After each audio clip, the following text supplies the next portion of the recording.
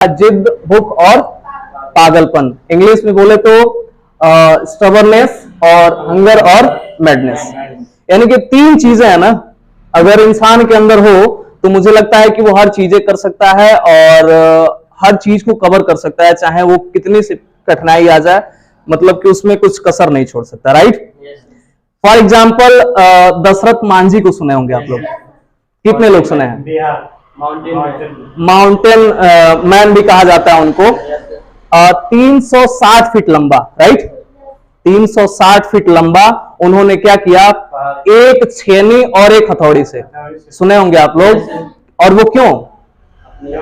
उनकी बीवी थी, उनकी जो पत्नी थी, राइट, वो उनके लिए खाना लेके जाती थी और उस पहाड़ में टकरा गई और गिर गई, जो है कि चोटिल हो गई, जोखिम हो गई, और लाख कोशिश करने के बाद वो दुनिया में नहीं रही, बची नहीं। और वो जिद उन्होंने कर लिया कि आज जो काम मेरे पत्नी के साथ हुआ है, आज के बाद किसी और के साथ, किसी और गांव वालों के साथ ना हो। उन्होंने ठान लिया, मात्र एक छेनी हथौड़ी से उतनी लंबी पहाड़ को खोद करके और 25 फीट चौड़ा रास्ता बना दिया उन्होंने। राइट।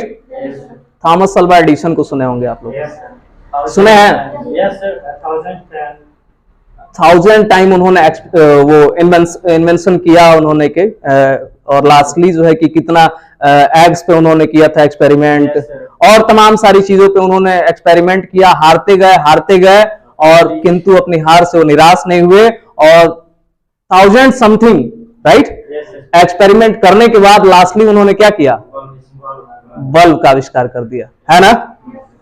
तो ये सारी चीजें जब देखा जाता है तो जुनून तो जरूर आ जाता है। ठीक है, तो जैसे उन्होंने हार नहीं माना, अभी जैसे मैंने पहले कहा है कि ठोकरें आपको गिरा नहीं सकती, ठोकरें आपको गिरा नहीं सकती। जो मैं बोला हूं ये वही चीज है कि ठोकर कुछ भी आए, आपके रास्ते में बाधाएं तो आती है, अच्छा काम करेंगे तो बिल्कुल बाधाएं आएंगी, ये श्योर है, बिल्कुल उसमें रुकावटें तो जरूर आनी ही आनी है। लेकिन आप रुकावटें, अब जैसे पेड़ का आप लोग देखे होंगे, पेड़ अपना पत्ता बदलता है, जड़ नहीं बदलता है, नहीं बदलता ना।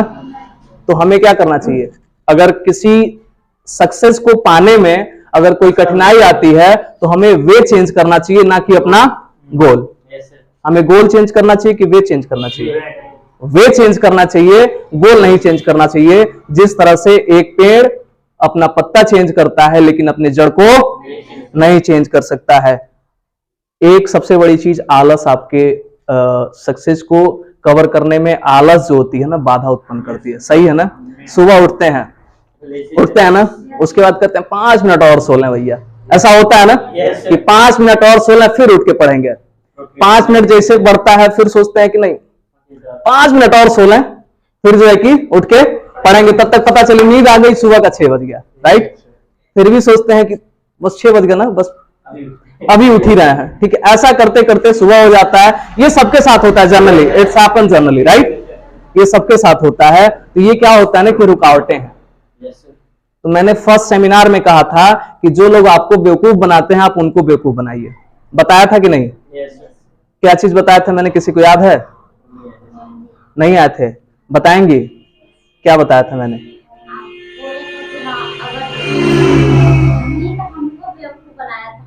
बिल्कुल बिल्कुल, यदि आलस जैसे, या फर्स्ट सेमिनार में, हाँ फर्स्ट सेमिनार में सर बोले थे कि अगर वो बोला थोड़ा और सो ले, हम बोलेंगे नहीं थोड़ा पढ़ के इसके बाद। बिल्कुल बिल्कुल, यही चीज होनी चाहिए, आलस को दूर करने का।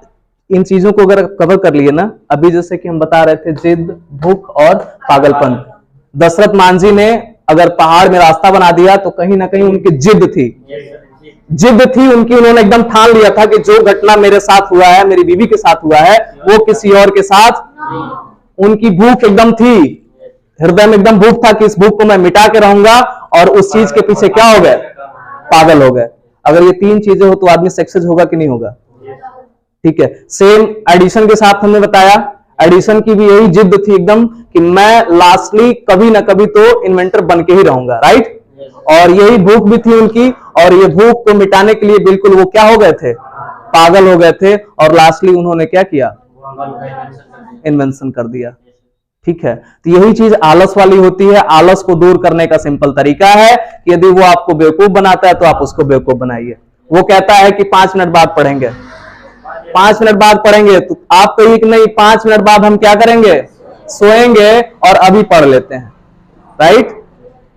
अगले दिन हो सकता है कि वो टाइम टेबल आप बना रहे होंगे कि टाइम टेबल लगभग सबके पास होगा, ऐसे बना के पढ़ाई करते होंगे।